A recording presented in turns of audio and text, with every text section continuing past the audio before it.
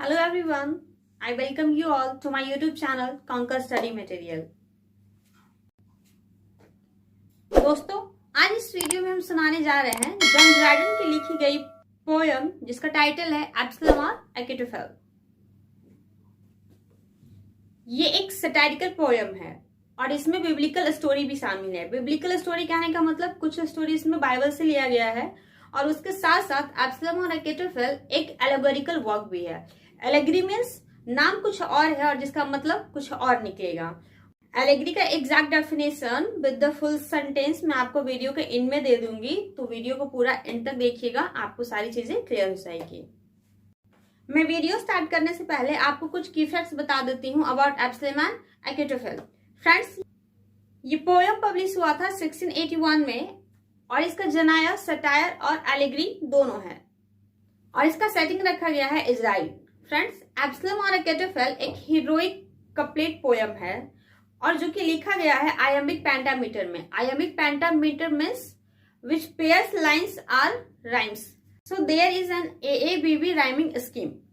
अब बात करते हैं हम लोग एब्सलम और अकेटोफेल की थीम के बारे में। सो फ्रेंड्स, थीम है एब्सलम और अकेटोफेल का scene, temptation, punishment and fall. So I hope कि आपको ये की फैक्ट समझ में आ गया होगा अबाउट एब्सलम एंड अकेटोफेल।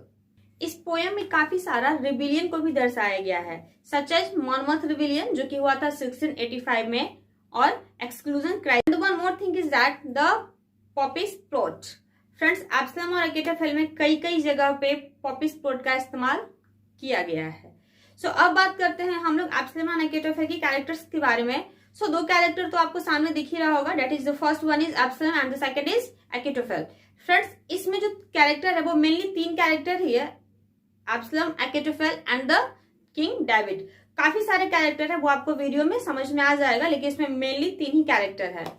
और इसमें क्या है कि दो कैरेक्टर है। मैंने आपको पहले ही बताया कि एब्सलम और अकेटोफेल जो है वो एक एलेगरी वर्क है और एलेगरी वर्क में नाम कुछ और होता है और इसका मतलब कुछ और है। तो हम लोग इसमें किंग डेविड के बारे में पढ़ेंगे, लेकिन फ्रेंड्स, किंग डेविड जो है वो रिप्रेजेंट कर रहा है चार्ल्स II को और उसके बाद जो एब्सलम है वो रिप्रेजेंट कर रहा है ड्यूक ऑफ मॉनमथ को and the third one is जो कि हमारा अकेटोफेल है वो रिप्रेजेंट कर रहा है अर्ल ऑफ सैलिसबरी को। सो आई होप कि आपको ये कैरेक्टर समझ में आ गया होगा। अब हम अपना वीडियो स्टार्ट करते हैं।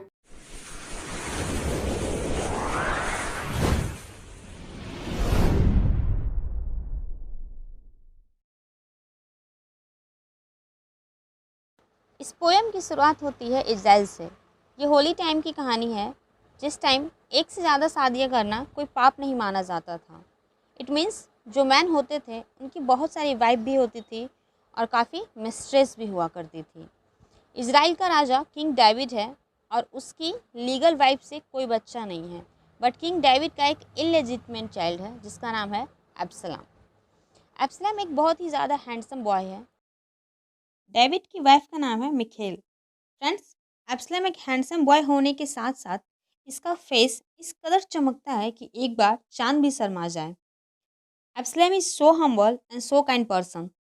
दोस्तों, एब्सलम में वो सारी क्वालिटी थी जो एक राजा में होनी चाहिए थी, पर क्योंकि एब्सलम एक इलेजिटिमेट चाइल्ड था तो उसे राजा नहीं बनाया जा सकता था। क्योंकि आप सभी को मोनार्की रूल के बारे में मालूम होगा, राजा का बेटा ही राजा बनेगा, वो भी लीगल सन होना चाहिए, रियल ब्लड होना चाहिए। एब्सलम डेविड का बेटा तो था पर उनकी लीगल वाइफ का नहीं था। एब्सलम डेविड के किसी मिस्ट्रेस का बेटा था। एब्सलम में वो सारी खूबियाँ थी जो एक राजा या राजकुमार में होनी चाहिए थी और यही वजह है कि इज़राइल की जनता एब्सलम को बहुत चाहती थी, बहुत प्यार करती थी। क्योंकि एब्सलम एक इलेजिटमेट चाइल्ड था तो जनता का फेवर और सिंपैथी दोनों एब्सलम को मिल जाता था और इसी बात का फ़ायदा अकेटोफेल उठाता है। अकेटोफेल का दिमाग कॉन्स्पिरेसी, प्लॉटिंग, प्लानिंग में बहुत चलता है। Achitophel is those types of a character who whatever he does his aim is only fame, praise, appreciation and etc. which means अकेटोफेल जो भी करता था उसका उद्देश्य बस इतना सा था कि लोग उसकी प्रशंसा करें, तारीफ़ें करें। इवन अकेटोफेल को अपनी प्रशंसा सुनने की ऐसी आदत थी कि वो अपने आसपास वही सैनिक रखता था जो उसकी झूठी तारीफ़ें कर सकें, क्योंकि उन सैनिकों को तारीफ करने के पैसे ही मिलते थे। और अकीतोफेल किंग डेविड से बहुत नफरत करता था और इसलिए अकीतोफेल एब्सलम को भड़काना शुरू करता है।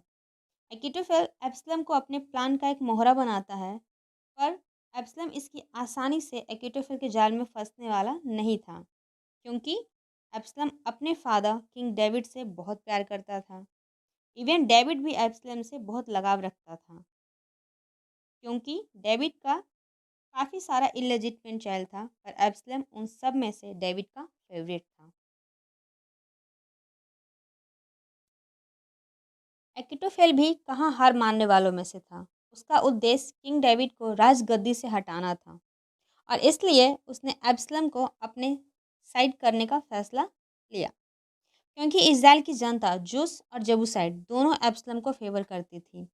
फ्रेंड्स, अगर हम इज़राइल की जनता की बात करेंगे तो वहाँ पे जूस आएगा, क्योंकि इज़राइल में सिर्फ जूस लोग रहते थे, और जो किंग डेविड है वो जेबूसाइट कम्युनिटी से बिलोंग करता था और इज़राइल में जूस की जनता का ज़्यादा मेजोरिटी था। तो इसलिए अकीतोफेल एब्सलम का चापलूसी करना शुरू करता है। वो कहता है, तुम्हारे पिता अब बूढ़े हो चुके हैं और सारी जनता तुम में अपना भविष्य देखती है। एक तुम ही हो जो पूरी जनता के उम्मीदों के उजागर कर सकोगे। फ्रेंड्स, जूस एवरी 20 ईयर में अपना नया राजा चुनते हैं और इसलिए अकीतोफेल सही समय देखकर वार कर रहा था। एब्सलम अपनी बात पे अड़ा हुआ था। वो अपने फादर के खिलाफ नहीं जाना चाहता था, पर अकीतोफेल फिर कहता है कि भगवान ने तुम्हें इतनी क्वालिटी क्यों दी है? राजा बनने के लिए दी है। दोस्तों, डेविड के बाद उसका भाई किंग बनेगा और वो रॉयल भी है और उसे जूस पसंद नहीं करते और इसलिए अब्सलम को लगता है काश मैं भी रॉयल होता तो क्राउन के लिए क्लेम कर सकता था। अकीतोफेल कहता है सारी जूस चाहती है कि अब्सलम राजा बने। फ्रेंड्स, अब आप सोच रहे होंगे कि अकीतोफेल को क्या पड़ी है कि वो एब्सलम को राजा बनाना चाहता है। एक्चुअली इसमें अकीतोफेल का अपना मोटिव छुपा हुआ है। जब एब्सलम राजा बनेगा तो वो अकीतोफेल की बात ही सुनेगा, क्योंकि वो एब्सलम को राजा बनाने के लिए काफ़ी कुछ कर रहा है। इवन जूस के सामने एब्सलम की तारीफ भी कर रहा है, जिससे एब्सलम की पॉपुलैरिटी और बढ़ जाए। एब्सलम के राजा बनने के बाद इज़राइल पे अकीतोफेल राज करेगा, क्योंकि वो जो भी बोलेगा एब्सलम वही करेगा। लेकिन दोस्तों, एब्सलम अकीतोफेल की सारी प्लानिंग पे पानी फेर देता है। वो कहता है उसके फादर एक अच्छे राजा हैं, एक न्यायवादी राजा हैं। मेरे जैसा उन्हें खून खराबा पसंद भी नहीं है। वो किसी भी काम को करने से पहले शांतिपूर्ण ढंग से करना चाहते हैं। लेकिन अकीतोफेल फिर कहता है कि सारी जूस चाहती है कि एब्सलम ही राजा बने। सो फ्रेंड्स, एब्सलम भी क्या करता जब सारी जूस चाहती है कि एब्सलम ही राजा बने, इसलिए एब्सलम अपने फादर के अगेंस्ट लड़ाई लड़ने के लिए तैयार हो जाता है। लेकिन अभी भी कुछ लोग किंग डेविड के लॉयल थे और उन्हीं में से किसी एक ने किंग डेविड को बताया, तुम्हारा बेटा एब्सलम तुम्हारे अगेंस्ट लड़ाई लड़ने के लिए तैयारी कर रहा है।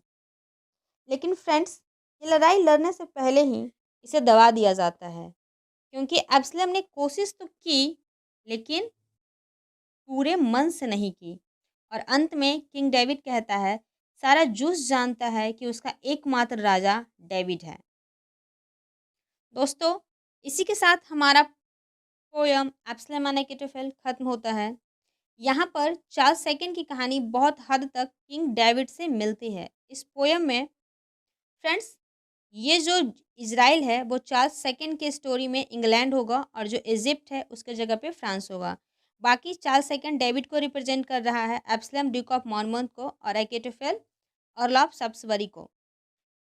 वो मैंने वीडियो स्टार्ट करने से पहले ही आपको बता दिया है। I hope this video is helpful to you. मुझे उम्मीद है कि एब्सलम और अकीतोफेल का वीडियो आपको पसंद आया होगा। If you have any doubt regarding this topic so please comment in the comment section. और अब मैं आपको एलेगरी का डेफिनेशन बता देती हूँ, यहाँ स्क्रीन पे आ रहा होगा, आप वहाँ से अपने कॉपी में नोट डाउन कर सकते हैं। तब तक के लिए खुश रहिए, मुस्कुराते रहिए। धन्यवाद।